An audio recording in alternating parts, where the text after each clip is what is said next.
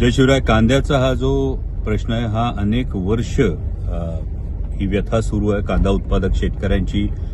आणि दुर्दैवानं अजूनही केंद्र सरकार यामध्ये जी एक लॉंग टर्म साठीची भूमिका आहे ही भूमिका घेताना दिसत नाहीये. यामध्ये दोन महत्वाच्या गोष्टी आहे की आत्ता जी सध्याची परिस्थिती आहे या सध्याच्या परिस्थितीमध्ये आंदोलन करत असताना या आंदोलनातून कांदा उत्पादक शेतकऱ्याला फायदा व्हायला पाहिजे, केवळ व्यापाऱ्यांना नाही, याची सुद्धा काळजी घेतली जाणं गरजेचं आहे. कारण जवळपास 70% कांदा हा विकून झालेला आहे आणि हा 70% कांदा जो विकलेला आहे तो 8 ते 10 रुपये किलो भावानं व्यापाऱ्यांनी खरेदी केलेला आहे. त्यामुळे जर नाफेडनी खरेदी केली तर नाफेडनी करायची खरेदी ही कांदा उत्पादक शेतकऱ्याकडून झाली पाहिजे, ना की व्यापाऱ्यांकडून. याची एक काळजी घेणं गरजेचं आहे. त्याचबरोबरीने दुसरी महत्वाची गोष्ट ही आहे की माननीय मुख्यमंत्र्यांनी तातडीनं जी प्राइस डेफिसिट स्कीम आहे, भावांतर भुगतान योजना आहे, ज्याविषयी कायम केंद्र सरकार सांगत असतं, या भावांतर भुगतान योजनेसाठी तातडीनं केंद्र सरकारकडे प्रस्ताव सादर करणं गरजेचं आहे. जेव्हा उत्पादन खर्चापेक्षा ही बाजारभाव हा कमी होतो तेव्हा भावांतर भुगतान योजनेच्या माध्यमातून मदत केली जाते.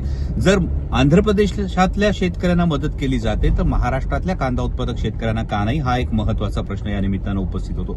तिसरी महत्वाची गोष्ट आहे की कांद्याच्या संदर्भामध्ये इंटरनॅशनल मार्केटमध्ये एक जो विश्वास आहे हा विश्वास नेहमीच्या धरसोडीच्या आयात निर्यात धोरणांमुळे भारतानं पूर्ण गमावलेला आहे. आणि त्यामुळे जे इंटरनॅशनल मार्केट आहे हे इंटरनॅशनल मार्केट आपण बऱ्यापैकी गमावलेलं आहे. हे पुन्हा मिळवण्यासाठी आपल्याला जे आयात निर्यात धोरण आहे यामध्ये एक सुसूत्रता ही या पुढील काळात आणावी लागेल. खरं तर यावेळेच्या अमेरिका आणि इराण मध्ये जी युद्धजन्य परिस्थिती आहे यामुळे इराणचा जो कांदा आहे हा इराणचा कांदा म्हणावा तसा मार्केटमध्ये नसेल आणि त्यामुळे भारतीय कांद्याला भाव चढतील अशी एक अपेक्षा होती.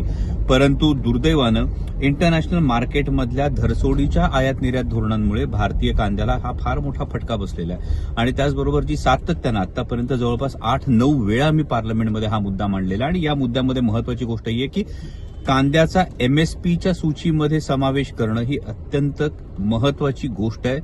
कारण एकीकडे जीवनावश्यक वस्तूंच्या यादीमध्ये कांदा आहे आणि त्यामुळे तो एमएसपीच्या सूचीमध्ये येत नाही, परंतु जीवनावश्यक वस्तूंच्या यादीतून काढून किंवा या दोन्ही गोष्टींमध्ये कुठेतरी एक समन्वय साधला गेला पाहिजे. एक ठराविक एमएसपीची रेंज ही कांद्याला दिली गेली पाहिजे की एका रेंजपर्यंत हा कांदा एमएसपीच्या सूचीमध्ये असला पाहिजे. जिथे महागाई भडकण्याचा विचार असेल त्या दृष्टिकोनातून त्यावेळी त्याला जर एक प्राइस कॅप आपण लावू शकलो, एक प्राइस विंडो एमएसपीची आपण जर कांद्याला देऊ शकलो तर कांदा उत्पादक शेतकऱ्यांना नक्की दिलासा मिळेल.